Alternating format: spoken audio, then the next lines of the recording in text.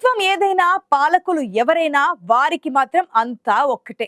అధికారం ఉన్న వారితో పాలు నీళ్ళల్లా కలిసిపోతున్నారు అక్కడి అక్రమార్కులు. ప్రతిపక్షంలో ఉన్నప్పుడు ఎవరి అక్రమాలపై పోరాటాలు చేశారో అధికారంలోకి వచ్చాక వారి చంకనెక్కేస్తున్నారట ఇక్కడి అక్రమార్కులు. ఏమిటా అక్రమాలు? ఎవరా నేతలు? ఇంతకీ ఏ నియోజకవర్గంలో ఉంది ఈ పరిస్థితి? పదండి ఒకసారి చూద్దాం.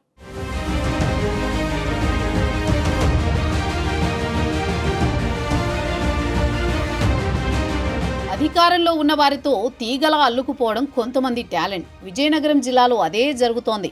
విశాఖపట్నం పార్లమెంటు పరిధిలోని శృంగవరపుకోట నియోజకవర్గంలో మైనింగ్ మాఫియా రెచ్చిపోతోంది.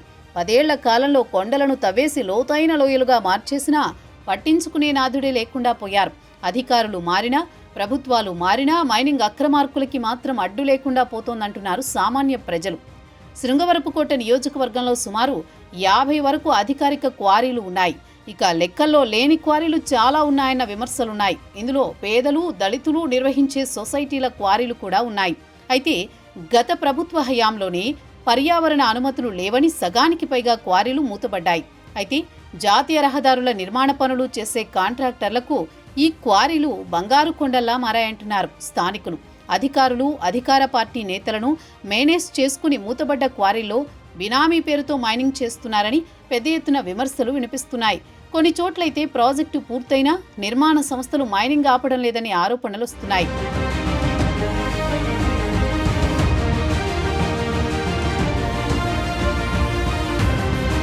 వాస్తవానికి ఎలాంటి అభివృద్ధి పనులు చేపట్టినా ఆయా కాంట్రాక్టర్లు పూర్తిగా అధికార పార్టీకి చెందినవారై ఉండడం పరిపాటే.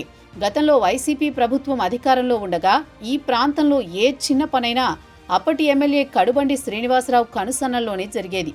అప్పట్లో విపక్షంలో ఉన్న టీడీపీ నేతలు ఎన్నో ఆరోపణలు, విమర్శలు చేశారు.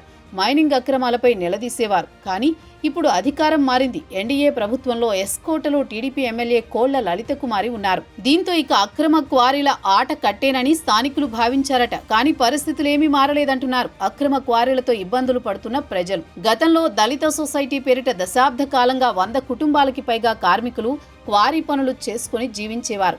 జాతీయ రహదారి పనుల నెపంతో పేదలు బతికే క్వారీలపై కొంతమంది రాజకీయ పెద్దలు అధికారులతో కలిసి ఉక్కుపాదం మోపుతున్నారని అంటున్నారు. కాంట్రాక్టర్ల మాదిరిగా ముడుపులు చెల్లించలేరు కాబట్టి బడుగు జీవులపై నిరంతరం దాడులు చేస్తున్నారని దళితులు ఆవేదన వ్యక్తం చేస్తున్నారు. బతుకు తెరువు కోసం ఎక్కడికైనా వలసపోవలసిన పరిస్థితులు ఉన్నాయంటున్నారు.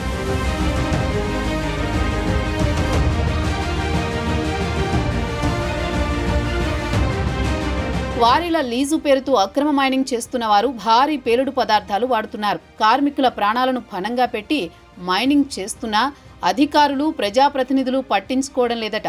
ఇటీవల ఆర్టీఐ యాక్ట్ ద్వారా క్వారీ పేలుళ్ల నియంత్రణ బాధ్యత ఎవరిదని కొందరు వివరాలు కోరితే విచిత్రమైన సమాధానాలు పంపారట అధికారులు.